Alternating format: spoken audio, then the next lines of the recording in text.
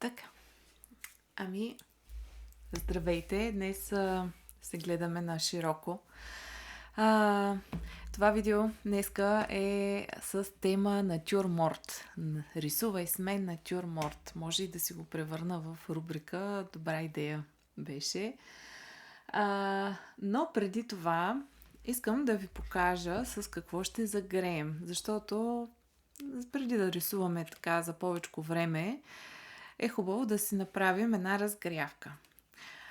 От една страна, аз съм напълно наясно, че доста от хората, които ме гледате, или сте учили рисуване, или се занимавате с нещо свързано с творчеството, особено дизайнерите, но не ви остава време за вашето лично творчество. И аз тази болка напълно я разбирам. И много от нещата, които ще ви покажа, всъщност за вас ще са детска игра или сте ги правили в училище по много по-усъвършенстван начин. Но моята мисия, така да се каже, е не да ви научавам как да рисувате, а по-скоро да ви създам една мотивация да рисувате.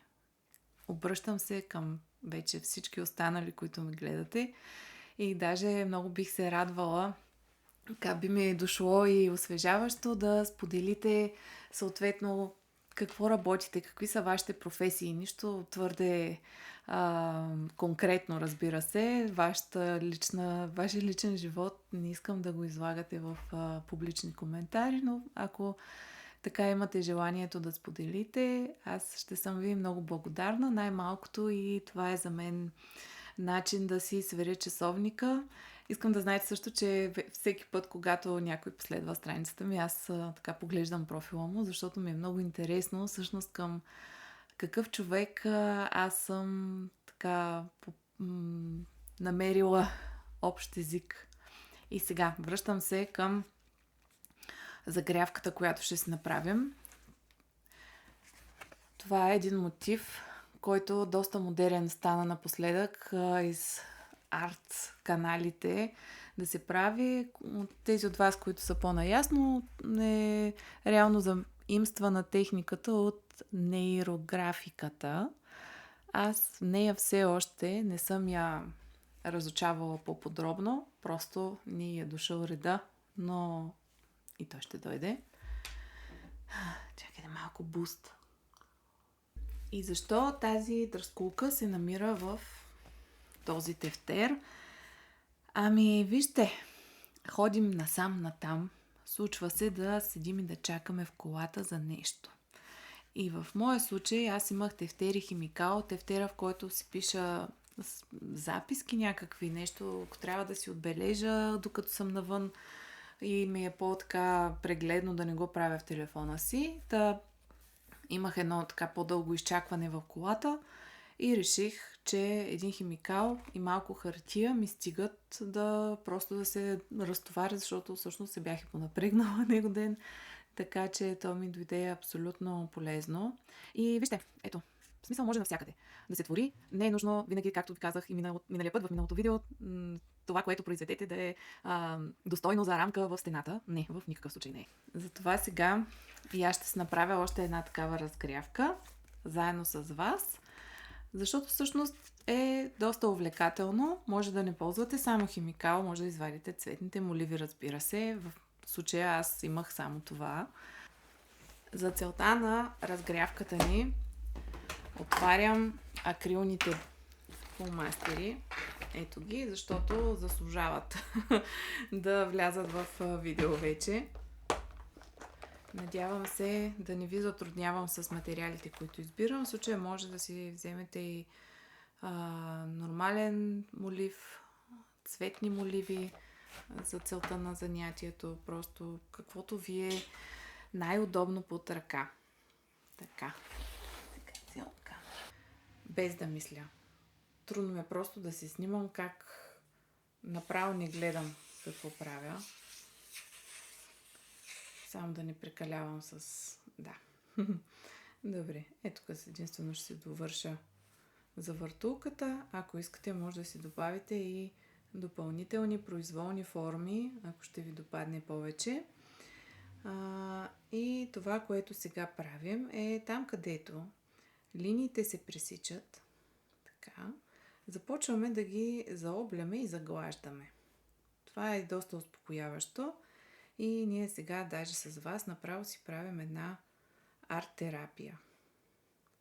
Разбира се, на мен ми е с една идея малко по-трудно да се отпусна, защото все пак тук записвам някакви неща, държа камерата и не е чак толкова свободен и процеса. Но въпреки това аз съм се заела с идеята да ви покажа, а на вас ще ви е много по-даже приятно и спокойно, само докато си ме слушате, да си направите ваша версия на това чудо. Приемаме, че всички сме ето на този етап. Цветето от предното видео прозира тук, защото не съм рисувала от тогава тук вътре. И сега, за да ни е арт-терапевтично, аз ще си извадя наслуки, различни цветове от фломастерите. Няма да прекалявам с количеството цветове, защото просто твърде много ще се разпръсна, но и няма да ги премислям твърде много, за да ми е по-спонтанен процеса. Ето, тези цветове си избрах.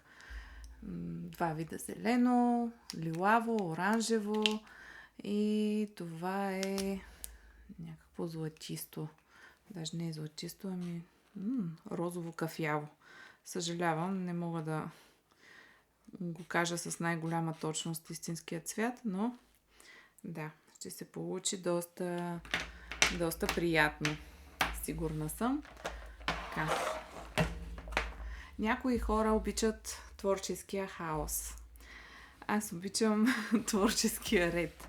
Наистина, понякога, докато рисувам, и аз доста се разпръсквам, но ако ми стане прекалено разхвърляно около мен, започвам да се натоварвам.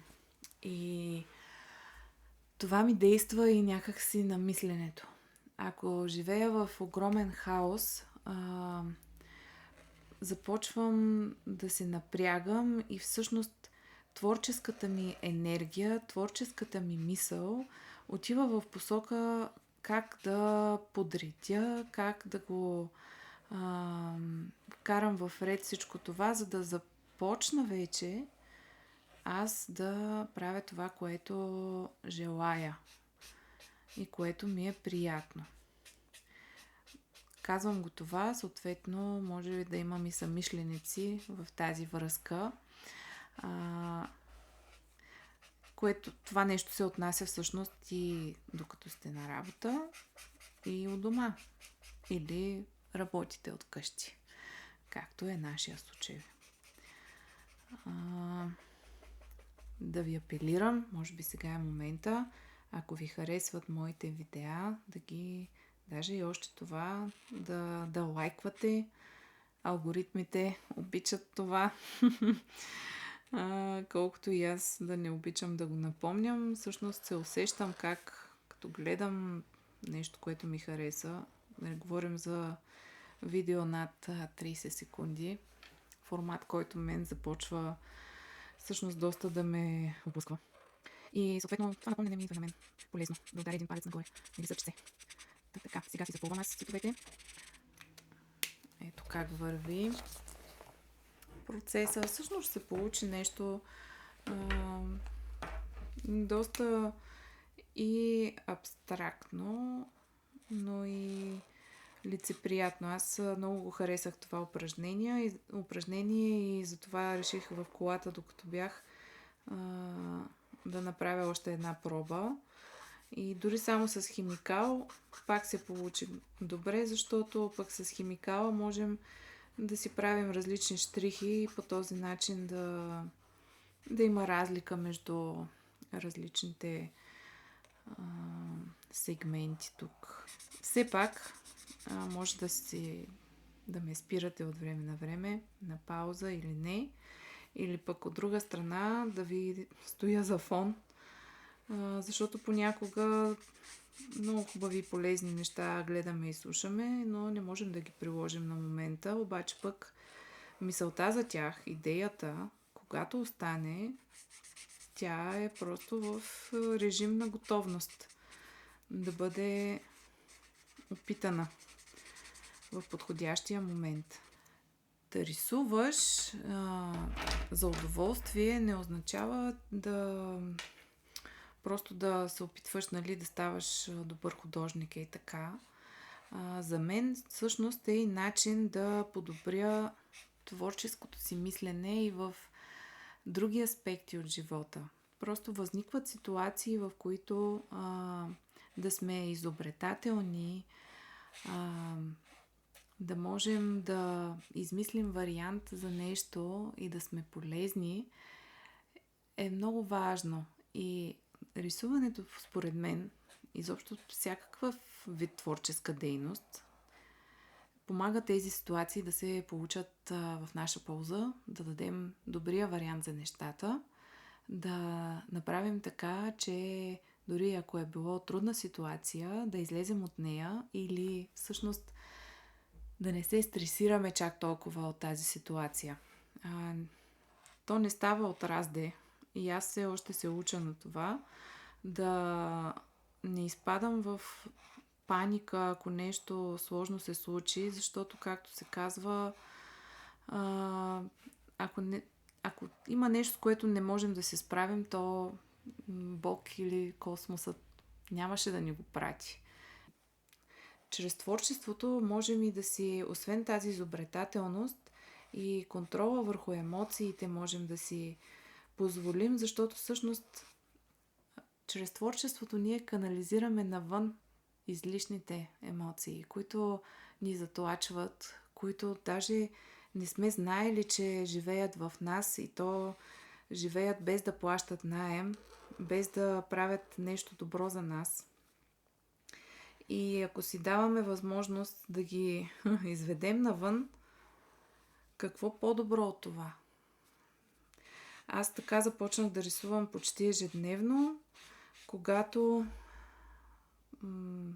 първата ми дъщеря, голямата, беше може би, нямаше годинка, лятото, може би 7-8 месечна е била. И един ден реших да извадя старите пастели и да видя какво ще се случи. Мога ли да нарисувам нещо?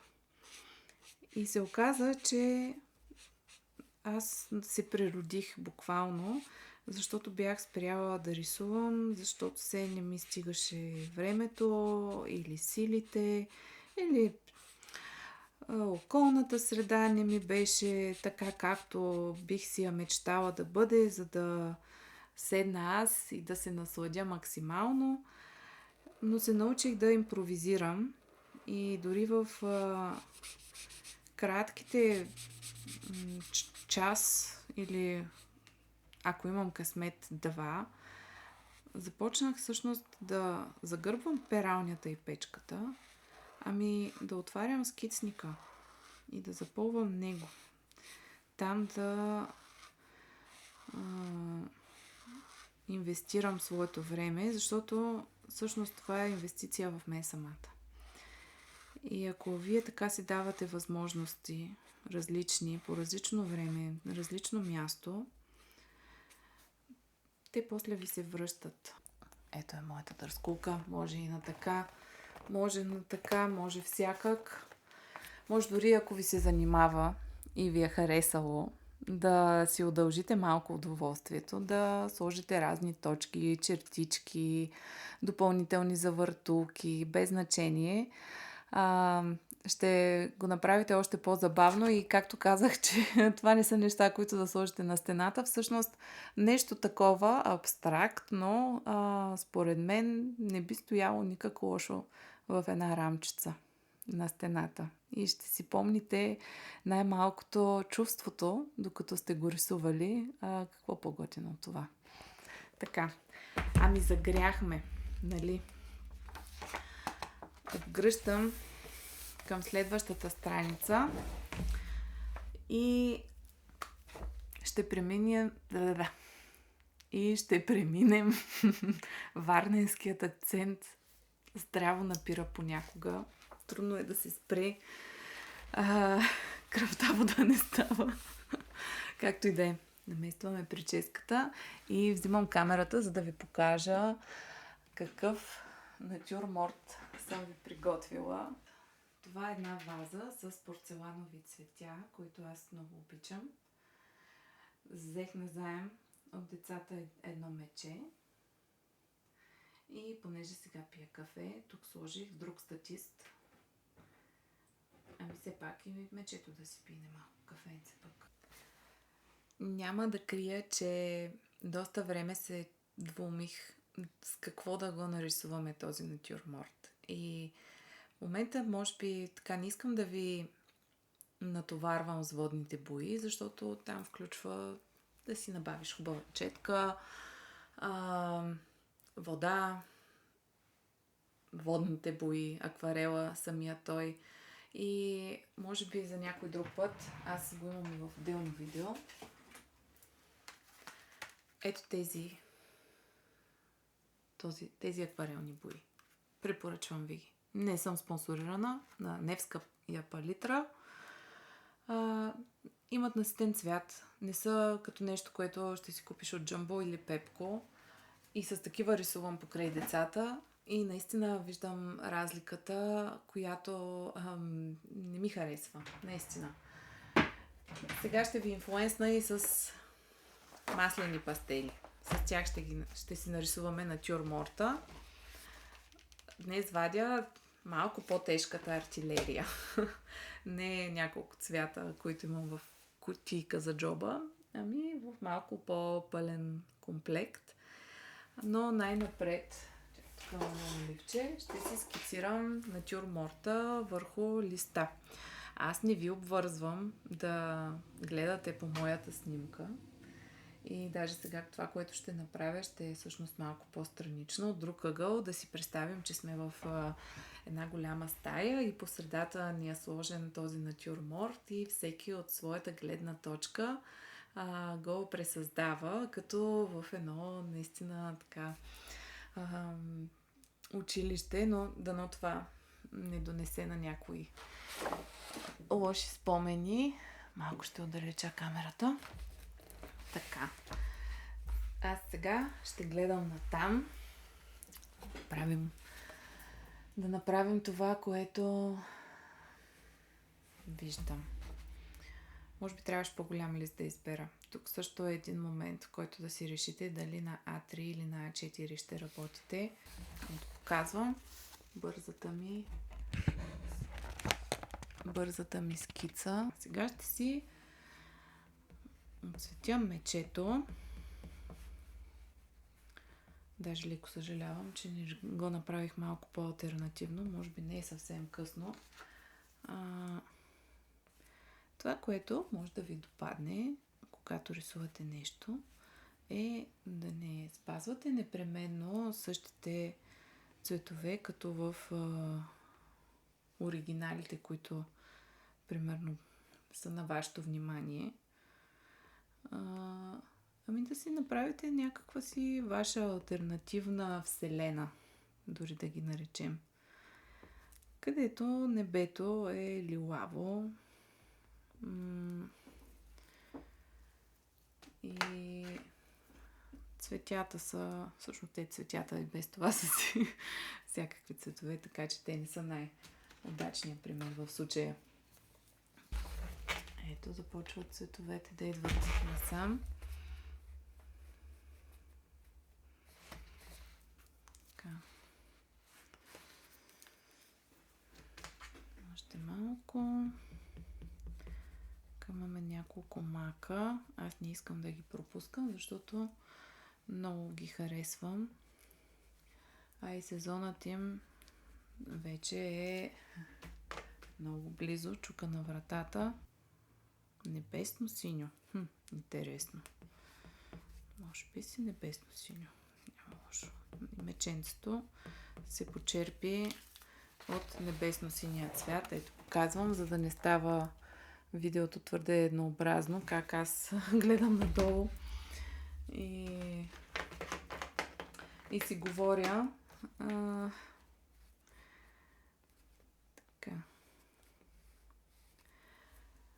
Аз имам някаква подредба, сочена там, защото там ми е натюрморта.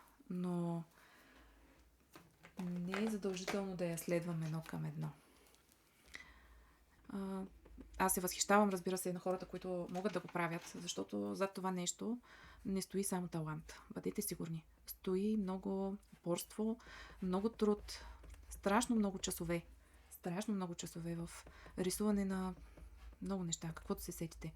Аз за това си бях направила едно клипче, където наистина аз дълго време исках да мога да рисувам като тези хора, но неравностойно състезание. А от друга страна, защо това трябва да ме спира мен да творя? Има деца, т.е. децата не се раждат с желанието си да творят, да рисуват. Виждате, докато са малки и вие, докато сте били малки, колко много сте рисували, колко хубаво е било. Тях това не ги вълнува, че нещо не са го учили. На тях им е просто приятно да го правят. Може да направят едно-две кръгчета, няколко дръскулки и да ти кажат, ето, нарисувах ти цвете. Или котка, кон, куче, каквото и да е. В тяхната глава си е такова. Ние не можем да го приличим веднага, но какво това? Че ние не можем.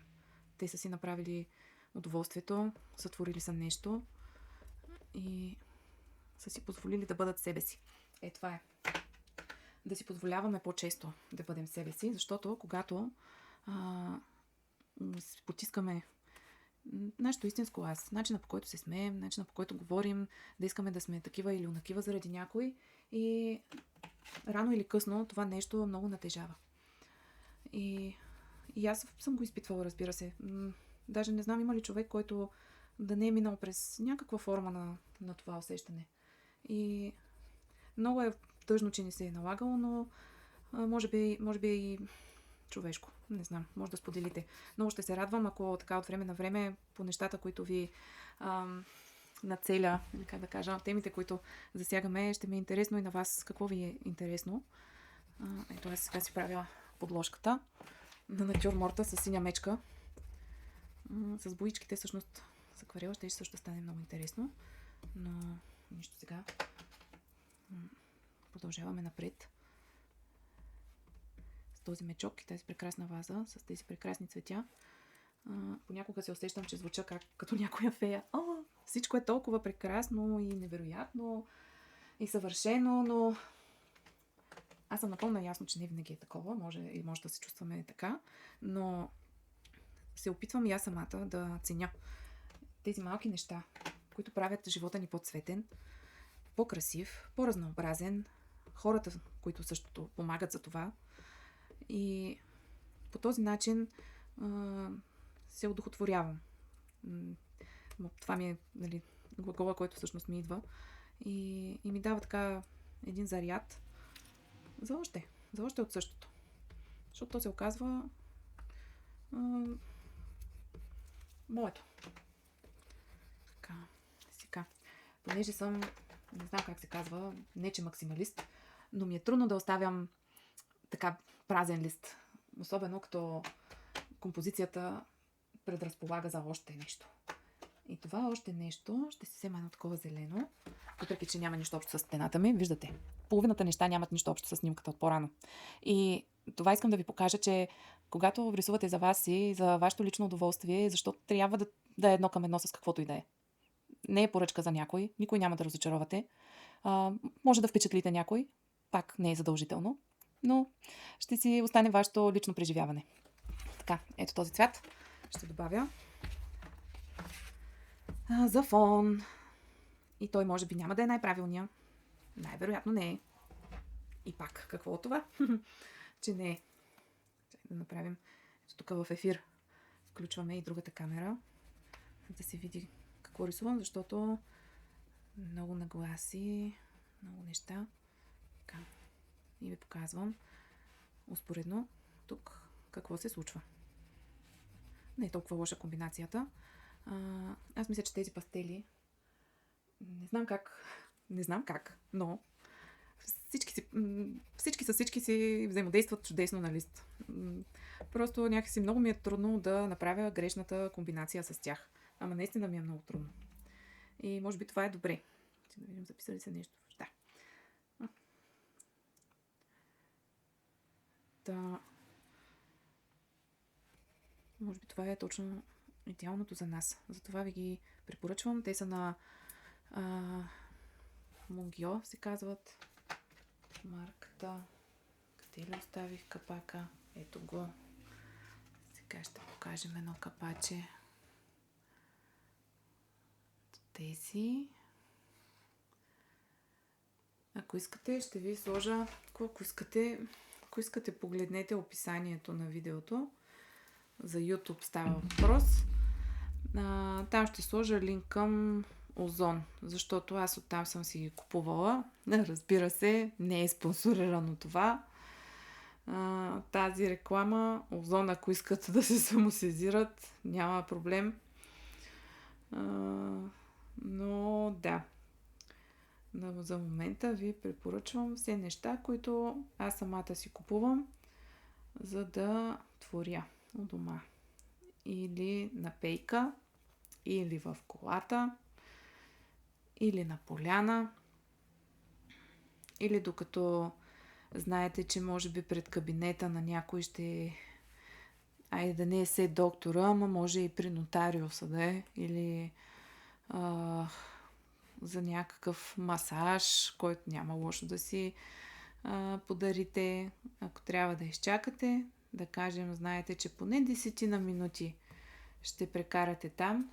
Защо не тези 10 минути да прекарате в това да си надраскате нещо, отколкото да скролвате безцелно на телефона си. Разбира се, че може да е по-така, по-онака. Но мисля, че и така е добре. Получи се доста приятно. На мен сигурно ми беше приятно, защото знам, че го правя и за вас.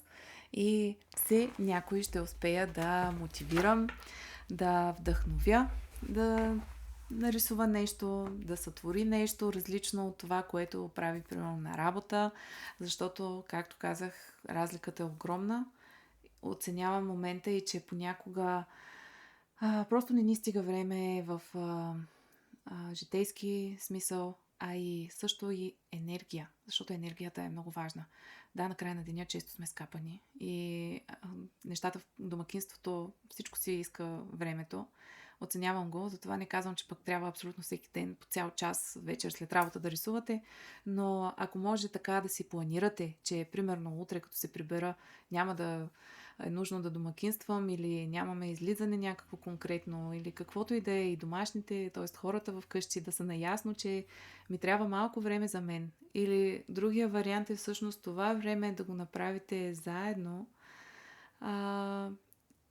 Може да се случи не всеки ден, но от време на време, достатъчно често, за да се поддържа огъня, творческия и така. Благодаря, че бяхме заедно, че рисувахме известно време. Много ще се радвам на вашите отзиви. Още не съм измислила кога и как да го направим на живо, но ще видим. Да, до скоро. Чао!